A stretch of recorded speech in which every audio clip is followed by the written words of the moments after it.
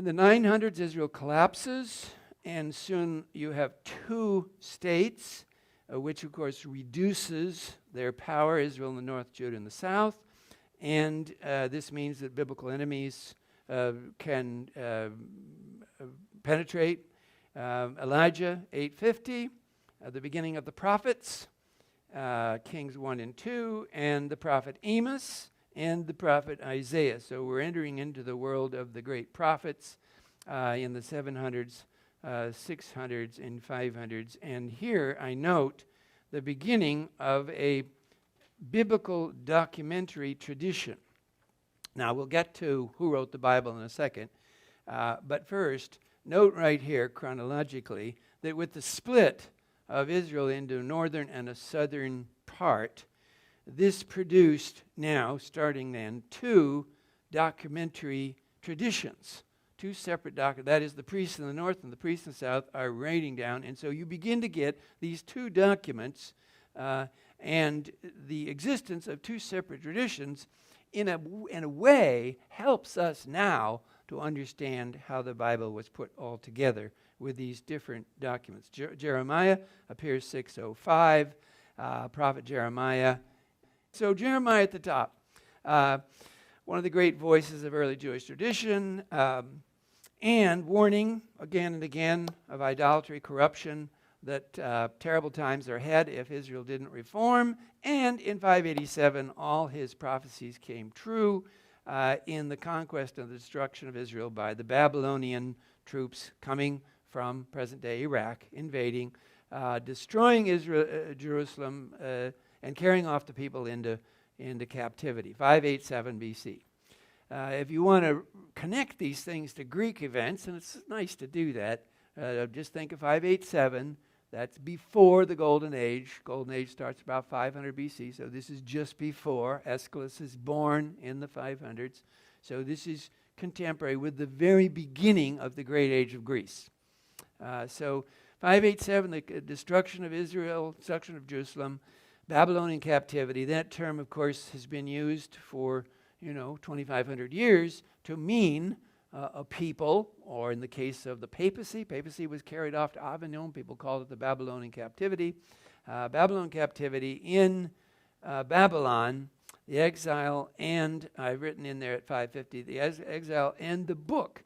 Now, one great idea about the writing down of the Bible, which I think is right, is that it was the Babylonian destruction and the Babylonian exile that caused the priestly leaders of Israel, now in exile, to decide that they must write all these things down now for fear of losing them.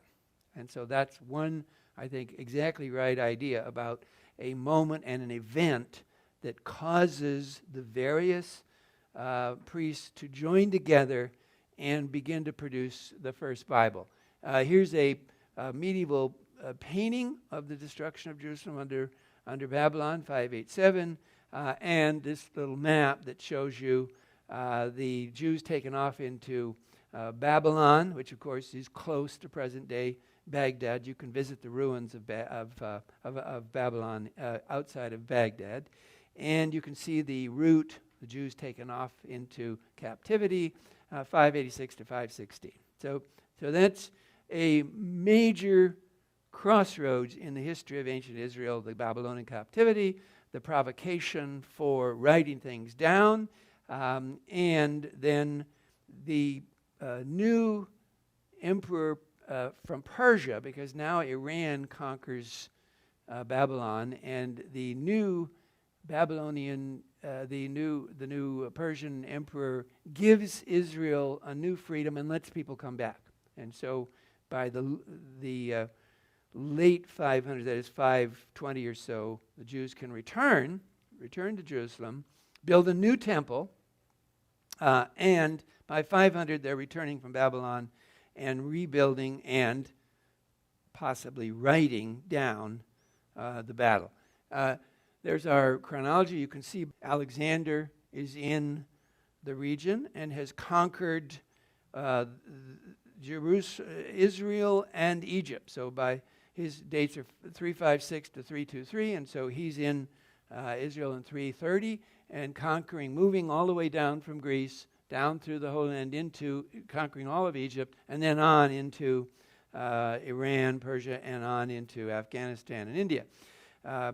So for an interval of the 300s, Israel is swept up into the Alexandrian Empire, and then with his death in 323, his successors, the Ptolemies, Ptolemies, that's the name of the dynasty, they're in charge of Egypt, and they make Alexandria one of the greatest cities in the world, the city that he had founded, named for him, Alexandria.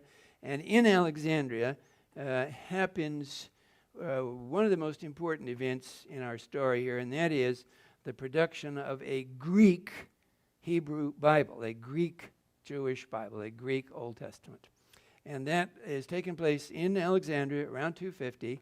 And if you just stop for a minute, that will alert you to the fact that that means there are a lot of Jews living in Alexandria. And there are. By 250, Jews have migrated, moved around. They're in Greece, they're in Greek cities, they're in Egyptian cities, Alexandria, which is a Greek-speaking city, and they're in Rome, so they're all around the Mediterranean, but especially in Alexandria. And so in Alexandria, with the leadership of the rulers of Egypt, the Ptolemies, there is called together a group of Jewish scholars to produce an authoritative, scholarly Greek Old Testament. Now, why is this so important? Well, because it tells you that in the 200s, Jews are very much a part of the international Greek world. When Alexander dies, he leaves behind a Greek-speaking international community all over the Mediterranean, into Iraq and Iran and Afghanistan and all the way to India. He leaves behind Greek, the Greek language. And this is very important to Jews because they adopt it happily and become great scholars in it and produce many books in Greek, including here, somewhere close to 250 BC, a Greek version of their Bible. And so for our thinking here, that's a date we should remember, that by 250, the Jews are already very international, very well informed on Greek culture, very skillful with the Greek language, and will produce a Greek Bible, which we call the Septuagint, S-E-P-T-U-A, Septuagint, meaning the Bible of the 70 scholars. And the Ptolemies, the leaders in Egypt, support the arts and literature, and therefore they encourage this creation of this Bible. In 147, Rome conquers Greece, and soon after, in the next century, will conquer all of Egypt, and Alexandria will become a Roman city. So from 100 BC down to the time of Julius Caesar, Mark Antony, and Cleopatra, Alexandria will continue to be a Greek-speaking city, and Israel will be a country of multi-linguistic Jewish scholars who will have maybe 3 languages, Latin, Greek, and Hebrew. So that's the state of our story down to the time of Rome, down to Pompey, Julius Caesar, Cicero. All of that is the century, 100 BC to 0. All of those men, Pompey, Julius Caesar, so they're all born about 100 BC, and they all live maybe 60 years down to 40 and 30, and then the generation of Augustus.